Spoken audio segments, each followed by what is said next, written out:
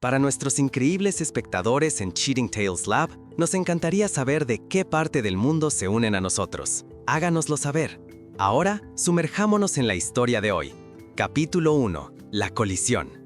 Victor Parsons estaba corrigiendo los trabajos de historia de sus estudiantes cuando sonó su teléfono. Los números rojos en el reloj de su escritorio marcaban las 3:47 p.m. Emma ya debería haber llegado a casa de su práctica de fútbol. La voz de su esposa, Kendra, sonó tensa y en pánico. «Víctor, ha habido un accidente. Emma está en el hospital». Los papeles se esparcieron por el suelo mientras Víctor se levantaba de su silla. 20 minutos después, corría por los pasillos del Hospital St. Mary, con el corazón martillando contra sus costillas. Encontró a Kendra en la sala de espera, con rímel corrido por sus mejillas, apretando un pañuelo. Ella estaba cruzando en el semáforo después de la práctica, susurró Kendra. Un chico en un coche deportivo se saltó el semáforo en rojo, yendo al menos a 50. La golpeó y simplemente se dio a la fuga. Un testigo consiguió la matrícula. La mandíbula de Víctor se tensó. En sus 15 años de enseñar historia en la escuela secundaria, había aprendido a controlar su temperamento. Pero los viejos instintos de su vida pasada se estaban agitando. Instintos que había enterrado profundamente cuando eligió convertirse en maestro en lugar de continuar su trabajo con la agencia. La doctora Lillian Meadows salió de la sala de traumatología, su pijama quirúrgico todavía húmedo. Señor y señora Parsons, Emma está estable. Costillas rotas, una conmoción cerebral y una hemorragia interna que hemos logrado controlar. Tiene suerte, podría haber sido mucho peor. Un alivio inundó a Víctor, pero fue rápidamente reemplazado por una ira fría y calculada. Doctora, ¿cuándo podemos verla? Está durmiendo ahora. Los sedantes la mantendrán cómoda durante la noche. Pueden verla por la mañana. Mientras caminaban hacia el garaje de estacionamiento, el detective Jerry Dixon se les acercó. Era un hombre delgado con ojos amables, pero Víctor pudo ver la frustración escrita en su rostro. Señor Parsons, quería ponerlo al día personalmente. Rastreamos la matrícula. El coche pertenece a Kyle Sutton, hijo de Gordon Sutton, el CEO de Sutton Industries. El caso es, Dixon hizo una pausa, claramente incómodo. El chico no habla, afirma que estuvo en casa todo el día y su padre ya tiene un equipo de abogados involucrado. Los testigos lo vieron, dijo Kendra, subiendo la voz. Lo sé, señora, pero los abogados de Sutton están alegando identidad equivocada y están presionando mucho para que el caso sea desestimado. Se dice que Gordon Sutton tiene una influencia significativa en esta ciudad. Víctor estudió el rostro del detective, reconoció la expresión. Un buen policía chocando contra un muro de corrupción y poder. ¿Qué no nos está diciendo, detective? Dixon miró alrededor, luego bajó la voz. Entre usted y yo, esta no es la primera vez que Kyle Sutton se mete en problemas. Dewey el año pasado, cargos de agresión retirados hace 6 meses. Su papi siempre lo arregla. Los Sutton son dueños de la mitad de la ciudad, incluyendo algunas personas que deberían saberlo mejor. Esa noche, Víctor se sentó en la habitación del hospital de Emma, observando a su hija dormir.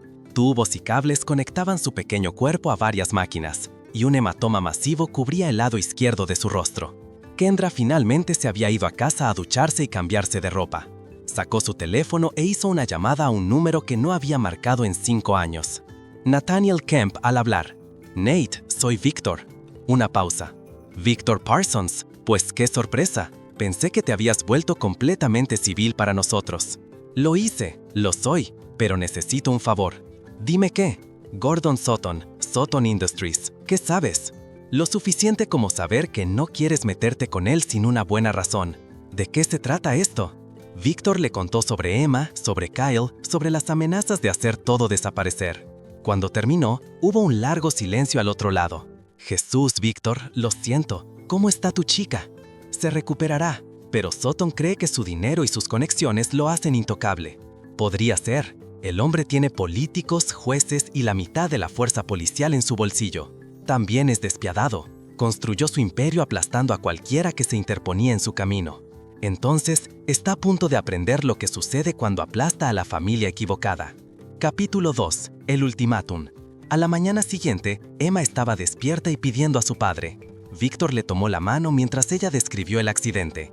El semáforo en verde, el rugido de un motor, luego nada hasta que despertó en el hospital.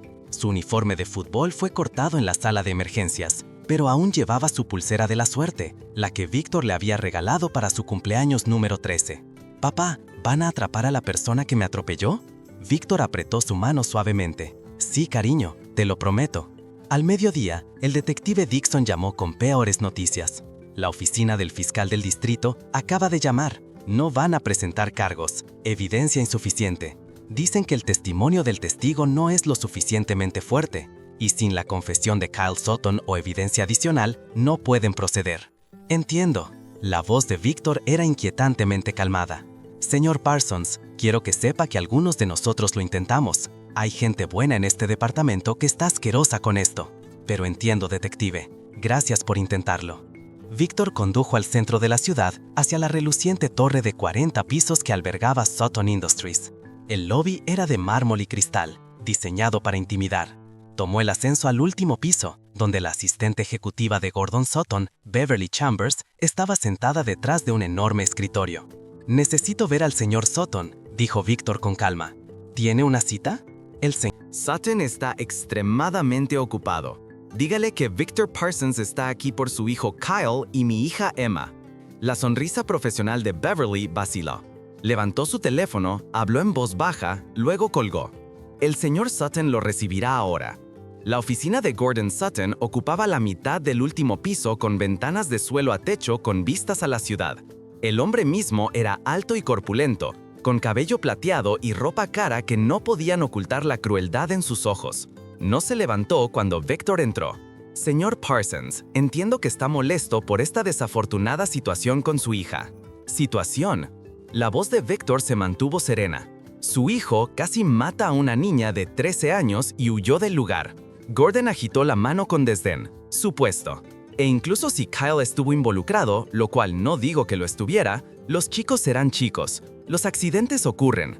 Esto no fue un accidente. Esto fue negligencia criminal como mínimo. Ahora, escúcheme». Gordon se levantó, su voz endureciéndose. «He sido paciente porque entiendo que está emocional, pero mi hijo tiene inmunidad diplomática a través de mis conexiones comerciales en el extranjero. Incluso si se presentaran cargos, que no se harán, nada prosperaría. Soy dueño del juez Theodore Cherry quien vería este caso. Le sugiero que acepte el acuerdo del seguro que mis abogados le ofrecerán y siga adelante». Víctor se acercó al escritorio.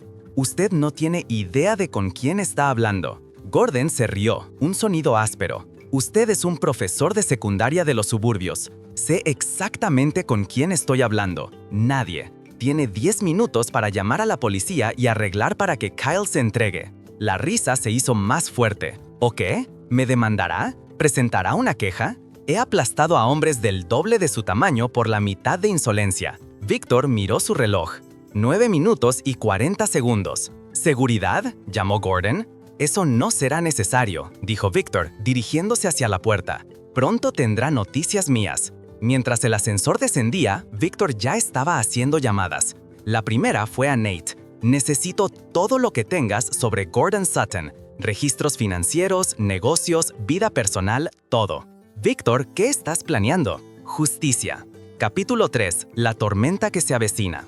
De vuelta en su estudio esa noche, Víctor abrió su laptop y comenzó a escribir. En la superficie, Victor Parsons era un querido profesor de historia en la Lincoln High School, esposo de la bibliotecaria Kendra y padre de Emma, jugadora de fútbol. Pero antes de elegir esta vida tranquila, había sido algo completamente diferente. Durante 12 años, Víctor había trabajado para una división clasificada de la Agencia de Inteligencia de Defensa, la DIA, especializándose en la extracción de información y activos de territorios hostiles.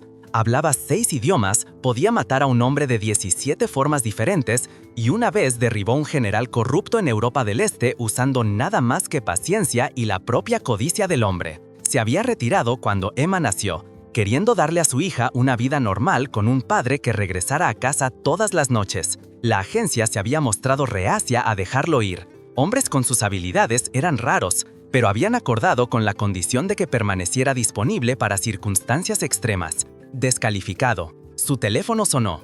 La voz de Nate era sombría. «Tengo el informe preliminar sobre Sutton. Victor, este tipo es peor de lo que pensábamos. Sutton Industries está limpia en la superficie, pero hay empresas fantasmas, cuentas offshore y algunos contratos gubernamentales muy cuestionables. ¿Qué tipo de contratos? Principalmente tráfico de armas. Nada técnicamente ilegal, pero ha estado vendiendo a ciertos clientes en zonas grises. También hay evidencia de soborno a funcionarios extranjeros, fijación de precios e intimidación a competidores. El hombre construyó un imperio sobre la corrupción. ¿Qué hay de su vida personal? Divorciado 2 veces, ambas esposas recibieron acuerdos significativos con acuerdos de confidencialidad.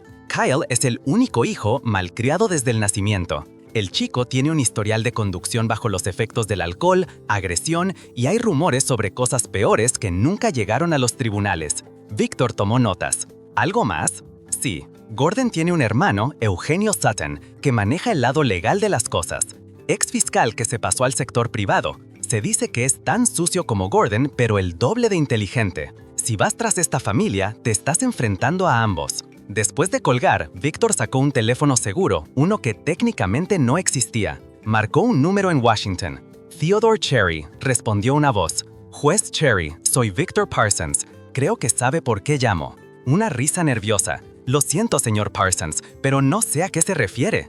Hace 48 horas, mi hija casi fue asesinada por Kyle Sutton. Hoy, Gordon Sutton se jactó ante mí de que usted le pertenece. Ahora, podría denunciar esta conversación a la Unidad de Corrupción Pública del FBI, pero pensé en darle la oportunidad de explicarse. La línea se quedó en silencio por un largo momento. Señor Parsons, creo que ha habido un malentendido. Juez Cherry, en 2019, usted recibió un préstamo de $400,000 de una subsidiaria de Sutton Industries para comprar su casa de vacaciones en los Hamptons. El préstamo fue condonado 8 meses después, justo antes de que desestimara los cargos contra Kyle Sutton por su primer DUI. ¿Debo continuar?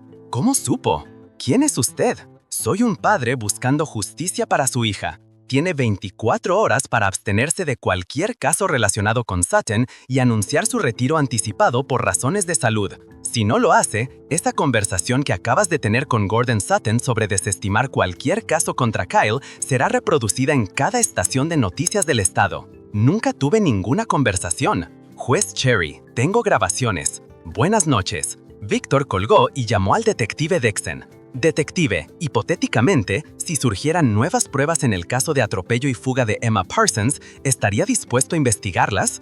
Absolutamente, pero Señor Sutton, todavía no entiende. Esto no es una negociación. Esto es un ajuste de cuentas. Ha pasado 20 años creyendo que el dinero y la influencia lo hacen intocable.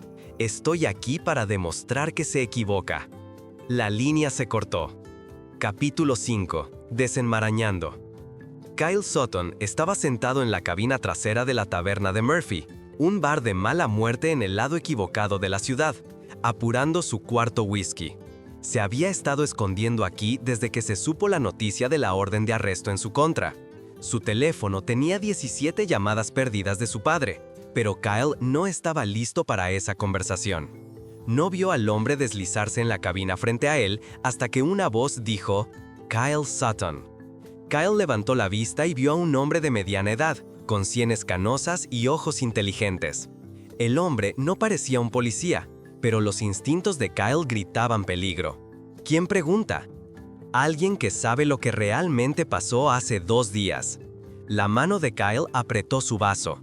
No sé de qué estás hablando. La cocaína en tu sistema cuando atropellaste a Emma Parsons. El hecho de que venías de la operación de drogas de Vince Castro, en la calle Quinta. La verdadera razón por la que huiste. El rostro de Kyle se puso blanco. ¿Cómo? Porque me encargo de saber las cosas, Kyle. La pregunta es, ¿qué vas a hacer al respecto? Mi padre lo hará. Tu padre está actualmente viendo cómo su imperio se desmorona. Redadas del FBI, investigaciones del Congreso, auditorías fiscales. Ahora tiene problemas más grandes que limpiar tus desastres. El hombre deslizó una tarjeta de presentación sobre la mesa. Simplemente decía Al Woodard, abogado. El señor Woodard aquí tiene una propuesta interesante. Puedes esperar a que la policía te encuentre, y te encontrarán, y enfrentar cargos por agresión vehicular, abandono del lugar del accidente, conducción bajo los efectos del alcohol y posesión de drogas. O puedes entregarte esta noche con plena cooperación y enfrentar cargos reducidos. La mente de Kyle se aceleró. ¿Qué tipo de cargos reducidos? Agresión vehicular con crédito por cooperación. 18 meses, elegible para libertad condicional, en 9. Mucho mejor que los 15 años a los que te enfrentas de otra manera. Mi padre nunca permitirá. Kyle, la voz del hombre se endureció. La protección de tu padre es una ilusión. Siempre lo fue. La única persona que puede salvarte ahora eres tú. Al Woodard abrió un maletín y sacó documentos legales. Confesión completa, cooperación con las autoridades y una disculpa personal a la familia Parsons. A cambio, el fiscal, que no está en el bolsillo de tu padre, recomendará la sentencia reducida. Kyle miró fijamente los papeles. ¿Quiénes son ustedes? Somos lo que sucede cuando alguien que realmente entiende el poder decide usarlo para la justicia en lugar de beneficio personal. Mientras tanto, al otro lado de la ciudad, Elgin Sutton estaba teniendo el peor día de su carrera legal. 3 de sus clientes más grandes habían terminado sus contratos después de que las redadas del FBI ocuparon los titulares. Su teléfono privado sonó, el que solo usaba la familia. Elgin, necesitamos reunirnos. La voz de Gordon estaba tensa. ¿El club? No, en algún lugar seguro. El depósito de Murphy en Industrial Boulevard, unidad 247. En 1 hora. Elgin encontró a su hermano en la unidad de almacenamiento, rodeado de archivadores y cajas. Gordon parecía haber envejecido 10 años de la noche a la mañana. Congelaron mis cuentas, dijo Gordon sin preámbulos. ¿Todas? Personales, de negocios, offshore. Tienen información que debería haber sido imposible de obtener. ¿Cuánta? Todo. Registros bancarios, comunicaciones, listas de clientes. Es como si alguien tuviera acceso a toda nuestra infraestructura digital. Elgin se sentó pesadamente sobre una caja. Este personaje de Parsons no está trabajando solo. Este tipo de operación requiere recursos, coordinación, recursos a nivel gubernamental. ¿Crees que todavía es de la agencia? Creo que pidió favores, grandes. Y Gordon, hay algo más. Kyle ha desaparecido. No regresó a casa anoche y su teléfono va directamente al buzón de voz. El rostro de Gordon se puso rojo. Encuéntralo. Usa todos los recursos que tenemos. ¿Qué recursos? La mitad de nuestro equipo de seguridad acaba de renunciar. La otra mitad está bajo investigación. Los investigadores privados que solemos usar no nos devuelven las llamadas. El teléfono de Gordon zumbó con un mensaje de un número desconocido. Revisa las noticias. Encendieron el pequeño televisor en la unidad de almacenamiento. Una tira de noticias de última hora se desplazó por la pantalla. El hijo del CEO se entrega en el caso de atropello y fuga. La voz del reportero llenó el pequeño espacio. Kyle Sutton, hijo del empresario Gordon Sutton, se entregó esta noche en relación con un accidente de atropello y fuga, que dejó hospitalizada a Emma Parsons de 13 años. Fuentes cercanas a la investigación dicen que Sutton proporcionó una confesión completa y está cooperando con las autoridades. Gordon se hundió en una silla. Se entregó. ¿Cómo? ¿Por qué haría eso? El teléfono de Elgin sonó. El identificador mostraba el número de Kyle. Kyle, ¿dónde estás? Tío Elgin, estoy en la cárcel. Me arrestaron después de que di mi declaración. Les conté todo. Kyle, ¿qué hiciste? Les conté lo de la cocaína, lo de saltarme el semáforo en rojo, lo de que papá me dijo que escondiera el coche. Lo siento, pero tenían pruebas. Ya lo sabían todo. Elgin miró a su hermano cuyo rostro se había puesto lívido. Kyle, no digas otra palabra hasta que llegue. Tío Elgin, hay algo más. El hombre que me convenció de entregarme me dio un mensaje para papá. ¿Qué mensaje? Dijo, a papá le quedan 8 minutos. La línea se cortó. Elgin miró su reloj. 9:52 p.m. Gordon, ¿qué le dijiste exactamente a este personaje de Parsons? Le dije que Kyle tenía inmunidad, que yo era dueño del juez, que debía aceptar un acuerdo y desaparecer. ¿Y qué dijo él? Me dio 10 minutos para entregar a Kyle o si no. Eugene empezó a calcular. Gordon, eso fue ayer aproximadamente a las 2 p.m. Han pasado casi 32 horas. Entonces todo este día, las redadas del FBI, las cuentas congeladas, la entrega de Kyle, todo esto ha sido orquestado.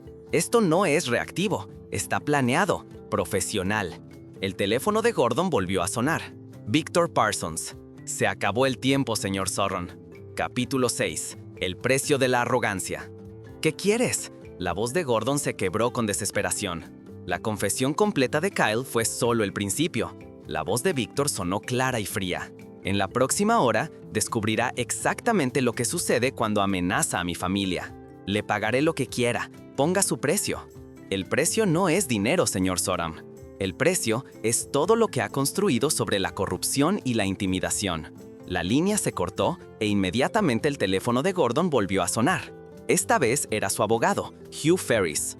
Gordon, tenemos una crisis. El Departamento de Justicia acaba de presentar un caso rico contra Soron Industries. Están alegando crimen organizado, lavado de dinero y conspiración. Quieren confiscar todo. ¿Basado en qué pruebas? Documentos internos, registros financieros, conversaciones grabadas. Gordon, algunas de estas grabaciones son de su oficina privada. Alguien ha estado escuchando sus llamadas durante meses. Eugene le arrebaté el teléfono a su hermano. Tú, este es Eugene. ¿Cómo es posible? Nuestra oficina es revisada en busca de micrófonos semanalmente. Eugene, esto no es vigilancia física. Alguien hackeó su infraestructura digital. Toda ella. Teléfonos, computadoras, sistemas de seguridad, incluso sus dispositivos personales. Tienen acceso a todo. Gordon tropezó hacia atrás. Eso es imposible. Usamos cifrado de grado militar. Ya no lo hacen. A partir de esta noche, Soron Industries está bajo intervención federal en espera de investigación. Ambos tienen prohibido el acceso a sus oficinas y los activos de la empresa están congelados. Después de que Hugh pegó, los hermanos se sentaron en silencio atónito. Luego, el teléfono de Eugene zumbó con un mensaje de texto de un número desconocido, Unidad 249. Ahora, caminaron hacia la unidad de almacenamiento adyacente, que estaba abierta. Dentro estaba Victor Parsons en una silla plegable, una laptop abierta sobre una pequeña mesa a su lado. Detrás de él estaban otros dos hombres, claramente militares o exmilitares por su porte. Señor Soron. Víctor asintió a cada hermano. Por favor, siéntense. ¿Cómo supiste? Empezó Gordon. ¿Que estarían aquí? He estado monitoreando sus comunicaciones desde ayer. Esta unidad de almacenamiento pertenece a una de sus empresas fantasma, la misma que usaron para ocultar activos al IRS. Eugene encontró su voz. ¿Qué quieren de nosotros? Nada que sean capaces de dar, lamentablemente. Verán, cuando su hermano me amenazó, asumió que yo no tenía poder. Pero el poder no se trata de dinero o conexiones políticas. El poder real se trata de competencia, preparación y tener los amigos adecuados. Víctor hizo un gesto a los hombres detrás de él. Conozcan a Everett Part y Mark Galvin. Everett solía trabajar en operaciones cibernéticas de la NSA. Mark se especializó en crímenes financieros para el Departamento del Tesoro. Me debían algunos favores. No puedes destruirnos, dijo Gordon, pero su voz carecía de convicción. Ya lo he hecho. El caso federal contra su empresa resultará en condenas penales para ambos. Kyle cumplirá su tiempo en prisión. Sus conexiones políticas están siendo investigadas por corrupción. Sus cuentas offshore han sido incautadas bajo estatutos antiterroristas. Eugene se inclinó hacia adelante. Tiene que haber algo que podamos hacer, alguna manera de negociar. La expresión de Víctor no cambió. Señor Eugene Soron, ha pasado su carrera ayudando a su hermano a escapar de las consecuencias de sus acciones. Ha intimidado a testigos, sobornado a funcionarios y pervertido la justicia por lucro. ¿Realmente pensó que nunca habría un ajuste de cuentas? Podemos pagarle. ¿Con qué? Sus cuentas están congeladas, sus activos están bajo control federal. Su hijo está en la cárcel y usted está a punto de unirse a él. Gordon de repente se abalanzó hacia adelante. ¡Destruiste a mi familia! Los dos hombres detrás de Víctor se movieron como un rayo, sujetando a Gordon antes de que pudiera alcanzar la mesa. Víctor ni siquiera se inmutó. Señor Soron, usted destruyó a su propia familia en el momento en que crió a un hijo que pensó que podía herir a personas inocentes sin consecuencias. Simplemente eliminé la protección que permitía que continuara. Víctor cerró su laptop y se puso de pie. Gentelonas, les sugiero que contacten a sus abogados. Los van a necesitar. Al llegar a la salida, Víctor hizo una pausa. Y señor Soron, esa grabación que le preocupa, en la que se jactaba de ser dueño de un juez federal, ya está en manos del FBI. Disfruten su noche. La puerta de la unidad de almacenamiento se cerró de golpe, dejando a los hermanos Soron solos en la oscuridad. Capítulo 7. La caída de los dominós. Los hermanos Soron pasaron la noche en la unidad de almacenamiento. Sus abogados les habían aconsejado no regresar a casa, donde agentes federales esperaban con órdenes de arresto. Al amanecer, Eugene finalmente rompió el silencio. Necesitamos huir. Gordon levantó la vista del suelo donde había estado sentado durante horas. ¿A dónde huir? Lo han congelado todo. Nuestros contactos no nos devuelven las llamadas. El caso federal es sólido. Tengo fondos de emergencia, cuentas offshore que no están conectadas al negocio. Podemos desaparecer, empezar de nuevo en algún lugar sin tratados de extradición. ¿Qué hay de Kyle? Kyle tomó su decisión cuando confesó. No podemos salvarlo ahora. Mientras discutían sus opciones, ninguno de los hermanos notó el pequeño dispositivo escondido entre el contenido de la unidad. Otro regalo de los amigos de Víctor en la NSA. Al otro lado de la ciudad, Víctor estaba sentado en la habitación del hospital de su hija, sosteniéndole la mano mientras dormía. El médico dijo que podría ir a casa mañana. Kendra estaba dormitando en la silla junto a la cama, exhausta por 2 días de preocupación. Su teléfono seguro vibró con un mensaje de texto de Nate. Sutton planea huir, moviendo cuentas offshore esta noche. ¿Quieres que los detengamos? Víctor respondió, que lo intenten. Lo que los hermanos Sutton no sabían era que la operación de Víctor había sido incluso más completa de lo que imaginaban. Everett Part no solo había hackeado sus comunicaciones, había obtenido acceso a cada institución financiera que habían utilizado alguna vez. Cada cuenta, cada transacción, cada intento de mover dinero estaba siendo monitoreado en tiempo real. Las cuentas offshore secretas de Eugene habían sido vaciadas hace horas. Los fondos transferidos a organizaciones benéficas legítimas y programas de asistencia a víctimas. Cuando los hermanos llegaron al aeródromo privado a medianoche, descubrieron que su ruta de escape se había evaporado. Las cuentas están vacías, susurró Eugene, mirando su teléfono con incredulidad. Eso es imposible. Esas cuentas estaban por... ¿Señor? Los interrumpió una voz. Se giraron y vieron a Carlos Schmidt, un alguacil federal, acompañado por un equipo de agentes. Gordon Sutton y Eugene Sutton están bajo arresto por crimen organizado, lavado de dinero, conspiración y obstrucción de la justicia. Mientras las esposas se cerraban con un clic, Gordon vio una figura familiar observando desde las sombras cerca del hangar. Victor Parsons salió a la luz, con una expresión ilegible. «Dijiste que eras dueño de esta ciudad», gritó Victor, «pero nunca fuiste dueño de su conciencia». En los días que siguieron, el alcance completo de la operación de Víctor quedó claro. La investigación del FBI reveló una red de corrupción que llegó al ayuntamiento, al departamento de policía y a la legislatura estatal. Una docena de funcionarios fueron arrestados, incluyendo 3 jueces y el subjefe de policía. La historia dominó los titulares durante semanas. Maestro derriba imperio de corrupción. David contra Goliat en la era digital. Cómo la búsqueda de justicia de un padre expuso la corrupción en toda la ciudad. Pero Víctor evitó la atención de los medios, centrándose en cambio en la recuperación de Emma y regresando a su aula. Sus estudiantes notaron que su profesor de historia parecía más relajado, como si un gran peso se hubiera levantado de sus hombros. Capítulo 8. El juicio. 6 meses después, Víctor estaba sentado en la galería del Tribunal Federal, mientras Kyle Sutton era sentenciado por agresión vehicular y abandono del lugar de un accidente. El joven parecía mayor, más delgado, su arrogancia reemplazada por algo que se asemejaba al remordimiento. «Señor Sutton», la jueza Faith Pierce se dirigió al acusado. «Usted casi mata a una niña inocente, y luego intentó usar la influencia de su familia para escapar de la justicia. El tribunal lo sentencia a 4 años en prisión federal, con elegibilidad para libertad condicional en 2 años. El abogado de oficio de Kyle, cuyos activos familiares habían sido incautados para pagar restitución y honorarios legales, asintió sombríamente. La fortuna repentina había desaparecido, distribuida entre las víctimas de los diversos crímenes de la familia y las organizaciones benéficas que Víctor había designado. Emma, ahora totalmente recuperada y de vuelta a jugar fútbol, se sentó entre sus padres en la galería. Apretó la mano de su padre mientras Kyle era llevado esposado. «Papá, ¿crees que está realmente arrepentido?» Víctor estudió el rostro del joven. «Creo que está aprendiendo que las acciones tienen consecuencias. Es un comienzo». Gordon y Eugene Sutton habían sido sentenciados el mes anterior. Gordon recibió 25 años por crimen organizado y conspiración, mientras que Eugene obtuvo 15 por su papel en la obstrucción de la justicia.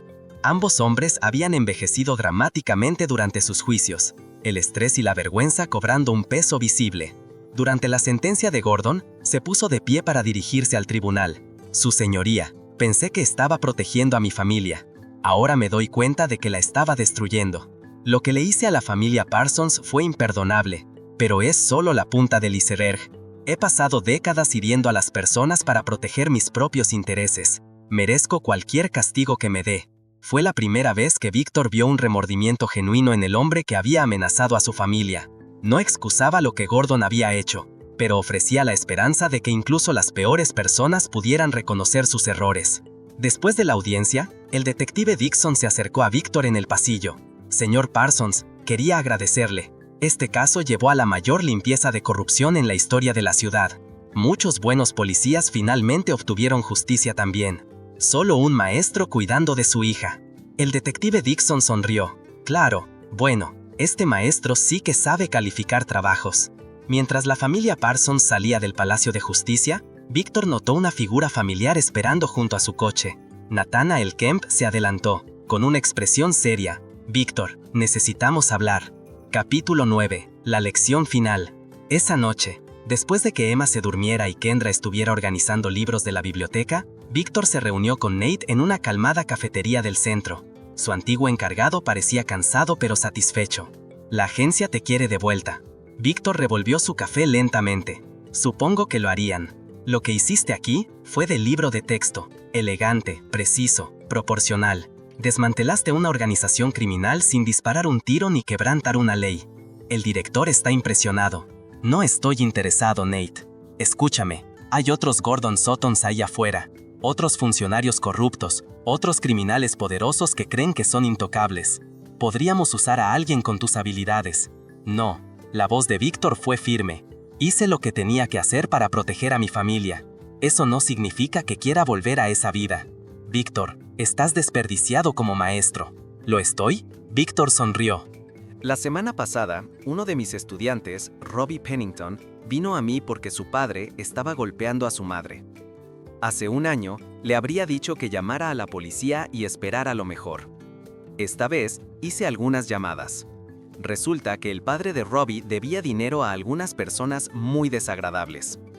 Una palabra a la persona adecuada y de repente esas deudas fueron exigidas. El señor Pennington decidió ingresar en rehabilitación y manejo de la ira. Nate levantó una ceja. Y la mamá de Robbie está a salvo. Su padre está recibiendo ayuda. Y no tuve que dejar mi aula para hacerlo. Verás, Nate, no estoy desperdiciado como maestro. Estoy exactamente donde se supone que debo estar. Pero la agencia se las arreglará sin mí, tal como lo ha hecho durante los últimos 6 años. Mi guerra ya no está en el extranjero, está aquí mismo en mi comunidad, con mis estudiantes y mi familia. Nate suspiró y sacó una tarjeta de presentación. Si alguna vez cambias de opinión, Víctor guardó la tarjeta sin mirarla. No lo haré. 3 meses después, Víctor estaba al frente de su aula enseñando una lección sobre la importancia de la responsabilidad cívica y de hacer rendir cuentas al poder. En la fila de atrás, Robbie Pennington levantó la mano. Señor Parsons, mi mamá dice que usted ayudó a nuestra familia de alguna manera. No me dice cómo, pero dice que usted es un héroe. La clase se volvió a mirar a su maestro, quien simplemente sonrió. Robbie, cualquiera puede ser un héroe. Solo requiere reconocer cuando algo está mal y tener el coraje de actuar. Los héroes no nacen especiales, son personas comunes que eligen hacer cosas extraordinarias cuando más importa. Pero algunas personas tienen más poder que otras. Otra estudiante, Maggie Wall, señaló: la gente rica como ese tipo Sutton puede hacer lo que quiera. ¿Pueden?, preguntó Víctor. ¿Qué le pasó a Gordon Sutton? Fue a prisión, dijo Maggie. ¿Y por qué sucedió eso? Los estudiantes pensaron por un momento. Finalmente, un estudiante callado llamado Ben Chávez habló. Porque alguien lo enfrentó, alguien que no tuvo miedo. Exactamente. El poder no se trata de dinero o conexiones. El verdadero poder proviene del conocimiento, la preparación y la voluntad de luchar por lo que es correcto. Los Sutton pensaban que eran intocables porque nadie los había desafiado seriamente. Confundieron la influencia con la invencibilidad. Después de clase, Víctor caminó hacia su coche, disfrutando del cálido sol de primavera. Su teléfono zumbó con un mensaje de texto. Emma: papá, el entrenador dice que podría llegar al equipo titular el año que viene. Nos vemos en casa. Sonrió y respondió: estoy orgulloso de ti, cariño. Nos vemos pronto. Mientras conducía a casa, Víctor reflexionó sobre el año pasado. El imperio Sutton había desaparecido, desmantelado pieza por pieza a través de canales legales y autoridades apropiadas. Kyle estaba cumpliendo su sentencia, y según los informes, se había convertido en un prisionero modelo que aconsejaba a otros reclusos sobre los peligros de conducir ebrio. Gordon Sutton estaba en una prisión federal, donde sus antiguas víctimas ocasionalmente le enviaban cartas no de perdón, sino de cierre. Eugene había sido inhabilitado y estaba cumpliendo su condena en una instalación de seguridad mínima, pasando su tiempo enseñando alfabetización legal a otros reclusos. La red de corrupción que habían expuesto había llevado a 17 condenas y había reformado completamente el gobierno de la ciudad. La jueza Faith Pierce había sido elevada al Tribunal Supremo del Estado y el detective Dixon había sido ascendido a capitán. Emma se había recuperado por completo. Su única cicatriz, una delgada línea en su arrastre izquierdo que llevaba como una insignia de honor. «Papá me dio esto», les decía a sus amigos cuando luchó contra los malos y ganó. Pero la verdadera victoria no fue la destrucción de los Sutton o la limpieza de la corrupción en la ciudad. La verdadera victoria fue que Víctor demostró algo importante, que la justicia no requería venganza, que la fuerza no requería crueldad, y que a veces el arma más poderosa contra el mal era simplemente la negativa a ser intimidado. Mientras entraba en su entrada, Víctor vio a Emma y Kendra jugando con su perro en el patio. Este era su mundo ahora, no las sombras del espionaje internacional, sino el sol de una vida ordinaria, hecha extraordinaria por las personas que la compartían. Su teléfono seguro zumbó por última vez. Un mensaje de un número desconocido. «Gracias por enseñarle a mi hijo sobre las consecuencias. Gordon Sutton». Víctor borró el mensaje y guardó el teléfono. Algunas lecciones, reflexionó, pensó, eran más difíciles que otras. Pero al final, todos podían aprender si estaban dispuestos a pagar el precio. El maestro entró a su casa, abrazó a su familia y nunca miró atrás. Aquí es donde nuestra historia llega a su fin. Comparte tus pensamientos en la sección de comentarios. Gracias por su tiempo. Si te gusta esta historia, suscríbete a este canal.